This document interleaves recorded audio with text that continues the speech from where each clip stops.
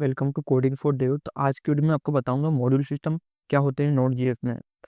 Node GS में दो तरह के मॉड्यूल सिस्टम होते हैं, एक होता है कॉमन जीएस, एक होता है EA6 मॉड्यूल्स।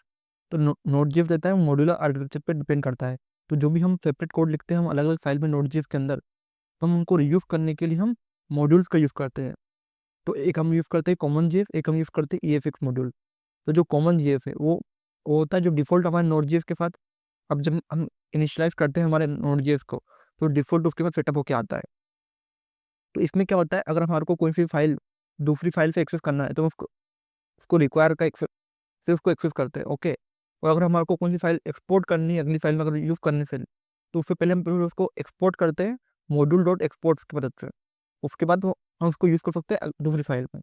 तो अगर मैं आपको इसका सिंटेक्स बताऊँ, तो जैसे हमारे पास यहाँ दो फाइल है, एक है मेथ डॉट जी एस, एक है एप डॉट जी एस। तो हमारे को जो मैथ डॉट जीएस है, हमारे को जो इसका जो कोड है, एड वाला कोड, इस एड वाले को हमारे को हमारे एप डॉट जीएस फाइल में यूज़ करना है। तो सबसे पहले हम क्या करेंगे, हम इसको एक्सपोर्ट करेंगे। तो इसको एक्सपोर्ट करने के लिए हम क्या यूज़ करेंगे, मॉड्यूल डॉट एक्सपोर्ट। फिर हम उसमें लिखेंगे एड, हमारे को एड फंक्शन को एक्सपोर्ट करना है। ना हम क्या करेंगे, जो हमारा एप डॉट जीएस फाइल है, इसमें हम एक वेरिएबल बनाएंगे मैथ नेम से, और इसमें हम रिक्वायर करेंगे हमारा एक्सपोर्ट वाली फाइल, कौन सी, मैथ डॉट जीएस वाली। तो हम उसको रिक्वायर कर लेंगे। तो अब जो भी उसका कोड लिखा होगा हमारे मेड डॉट जेएस का, वो हम मेथ के अंदर हमारे आ गए। ओके। अब हम क्या करेंगे, हम इसको हमारी एप डॉट जेएस फाइल के अंदर हम मेड डॉट जेएस का जो भी फंक्शन है हम उसको यूज कर सकते हैं। तो इस तरीके से हम क्या कर सकते हैं, जो सेपरेट कोड है उनको यूज कर सकते हैं नोड जेएस के अंदर। तो ये था हमारा कॉमन जेएस का सिंटेक्स। तो कॉमन जेएस का फायदा क्या है कि इसमें सिंक्रोनस लोडिंग होती है। ये बेस्ट लेता है सर्वर साइड कोड के लिए। ओके। और इसका जो लोड मॉड्यूल है वो रन टाइम पे कोड को लोड करता है, और इसको यूज किया जाता है ओल्डर नोड जीएस के प्रोजेक्ट में। इन जो एनपीएम के पुराने पैकेजेस है उनमें भी इसका यूज होता है, और अभी बहुत जगह इसका यूज होता भी है अभी, और हम भी इसका यूज करते हैं अगर हम केवल सर्वर साइड कोड लिखते हैं तो। अब बात करते हैं सेकेंड मॉड्यूल की, जो है EA6 मॉड्यूल।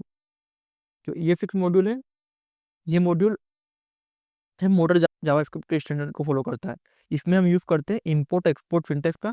जो हम किसी फाइल को अगर हमारे को यूज करना है डिफरेंट फाइल को डिफरेंट फाइल के अंदर, तो हम किसका यूज करते हैं, इम्पोर्ट और एक्सपोर्ट का। तो ये भी नोड जीएस का सपोर्ट करता है, लेकिन सभी वर्जन के लिए सपोर्ट नहीं करता। जो नोड जीएस के वर्जन जो आफ्टर 12 के बाद जितने वर्जन है उसमें इसका सपोर्ट होता है। और अगर इसकी सिंटेक्स की बात करें, तो इसमें अगर हमारे को इंपोर्ट कराना है, तो हमारे को किसी फंक्शन को दूसरी जगह यूज करना है, तो पहले हम उसको एक्सपोर्ट कराएंगे। हम उसको या तो एक्सपोर्ट डिफॉल्ट भी कर सकते हैं, या तो हम उसका नेम देके भी एक्सपोर्ट कर सकते हैं उसको। अगर हम उसको इंपोर्ट कराना है हमको app.js में, तो हम डायरेक्ट उसको इंपोर्ट करा सकते हैं, जो हमारे को फंक्शन इंपोर्ट कराना है उसको। इसके फीचर्स क्या क्या है, इसमें असिंक्रोनस लोडिंग होती है। ओके। तो ये ब्राउजर के लिए बहुत ज़्यादा बेटर रहता है। ये मतलब ब्राउजर में भी हम इसको यूज़ कर सकते हैं, ब्राउजर वाले जो हम रिएक्ट का कोड लिखते हैं उसमें भी हम यूज़ कर सकते हैं, और हम हमारे सर्वर का जो कोड लिखते हैं उसमें भी हम इसका यूज़ करते हैं। इसमें जो स्टैटिक स्ट्रक्चर होता है, तो ये क्या कंपाइल टाइम पे कोड को हमारे को लोड करता है। ओके। और ये किसके लिए बेटर है, जो बंडलर बनते हैं हमारे ट्री शेकिंग के जो मॉडर्न फ्रेमवर्क, उसमें हम इसका यूज़ करते हैं। ओके। तो अगर मैं आपको दोनों का डिफरेंस बताऊं, जो कॉमन जीएस है और EA6 मॉड्यूल का डिफरेंस, और सिंटेक्स की बात करें तो कॉमन जीएस में रिक्वायर और मॉड्यूल डॉट एक्सपोर्ट का यूज होता है। ओके। और EA6 मॉड्यूल में हमारा इंपोर्ट एक्सपोर्ट का यूज करते हैं। अगर लोडिंग की बात करें तो कॉमन जीएस में सिंक्रोनस लोडिंग होती है, और EA6 मॉड्यूल में असिंक्रोनस लोडिंग होती है। ओके। अब बात करें, अगर जो सपोर्ट की बात करें, तो जो जो कॉमन जीएस है हमारे सभी नोट जीएस के वर्जन में सपोर्ट करता है, और जो EA6 मॉड्यूल है वो हमारे आफ्टर नोट जीएस 12 के वर्जन के बाद सभी वर्जन में सपोर्ट करता है। ओके। और अगर फाइल एक्सटेंशन की बात करें, तो कॉमन जीएस में हम डॉट जीएफ फाइल लगाते हैं, और जो EA6 मॉड्यूल है उसमें हम डॉट MGF, डॉट GF इनका यूज़ कर सकते हैं। और इसमें लेकिन हमारे को बाय डिफॉल्ट पहले हमको टाइप डिफाइन करना पड़ता है, जो हम पैकेट डॉट JSON फाइल में जाके हम चेंज कर सकते हैं। तो हमें उसका टाइप मॉड्यूल सेट करना होता है। ओके। अब बात करें ये काई के लिए सुटेबल रहता है, तो कॉमन जीएफ रहता है वो सर्वर साइड और लेगेसी कोड के लिए हम इसका यूज़ करते हैं। और अगर हम EA6 मॉड्यूल की बात करें, तो ये जो मॉडर्न वेब एप्स बनती है, जो नोड एप्स बनती है, जो सर्वर साइड पे कोड लिखा था, उसमें हम कहीं भी इसका यूज़ कर सकते हैं। ओके। अगर होस्टिंग की बात करें, तो कॉमन जीएस में होस्टिंग सपोर्ट नहीं करता। ओके। होस्टिंग नहीं होती है उसमें, और EA6 मॉड्यूल में हमारी होस्टिंग होती है जब हम इंपोर्ट कराते हैं। ओके। और अगर टॉप लेवल अवेट का बात करें, तो वो कॉमन जीएस में सपोर्ट नहीं करता, वो EA6 मॉड्यूल में सपोर्ट करता है। ओके।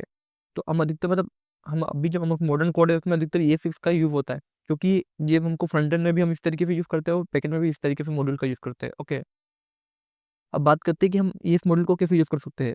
अगर हम कॉमन जीएस को तो हम डायरेक्टली जब करेंगे तो ऑटोमेटिकली वो हमारे नोड जीएस के कोड में इंटीग्रेट होकर आएगा, तो हमें उसको चेंज नहीं करना पड़ता। हम डायरेक्टली रिक्वायर और उसका यूज़ करके कर सकते हैं उसको एक्सपोर्ट करके। लेकिन अगर हमको ईएफ मॉड्यूल का यूज़ करना है तो हमको क्या करना पड़ता है, जो फाइल बनाएंगे, जब हमारा उसका जो टाइप है, हमको उसको मॉड्यूल सेट करना होता है package.json फाइल के अंदर जाके। ओके, तो फिर आप इसको इम्पोर्ट एक्सपोर्ट करके यूज़ कर सकते हो। तो अगर आपको कुछ भी डाउट है, अगर हमारे जो मॉड्यूल सिस्टम जो मैंने अभी आपको बताया, जो कॉमन जीएफ और ईएफएक्स मॉड्यूल है, इसमें आपको कुछ भी डाउट है तो आप कमेंट कर सकते हैं। और इसी तरह की और वीडियो देखने के लिए कोडिंग फॉर डे को सब्सक्राइब करो। Thank you for watching.